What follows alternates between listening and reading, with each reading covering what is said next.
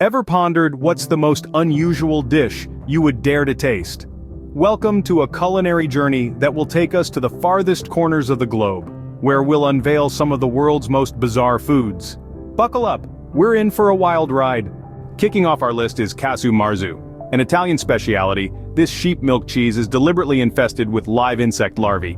The cheese ferments as the larvae consume it and break down the fats.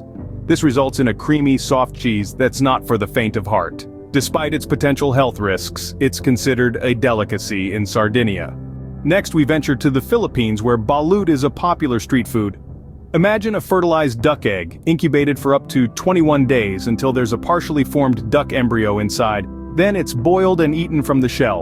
An acquired taste, it's rich in protein and a common snack during the late evening. Continuing our journey, we find Hákarl in the chilly landscapes of Iceland. This traditional dish consists of Greenland shark, which is poisonous when fresh. To make it edible, the shark is fermented and hung to dry for 4 to 5 months. The result is a strong cheese-flavored fish that's often chased with a shot of local schnapps. In Cambodia, we stumble upon fried tarantulas. Originating as a survival food during times of starvation, this dish has now become a tourist attraction. The spiders are marinated in a mixture of MSG, sugar, and chicken stock, before being deep-fried until crispy. The taste is reported to be somewhat like chicken. Our next stop is Mexico, where Escamoles, or ant larvae, often referred to as insect caviar, are a delicacy.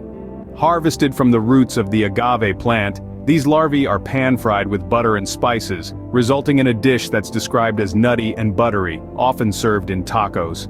Finally, we reach Japan, where Shirako is a winter delicacy. Shirako is the sperm sac of a male cod, which when cooked, has a creamy texture and a sweet, custardy taste. It's often served raw or lightly cooked in soups or sushi.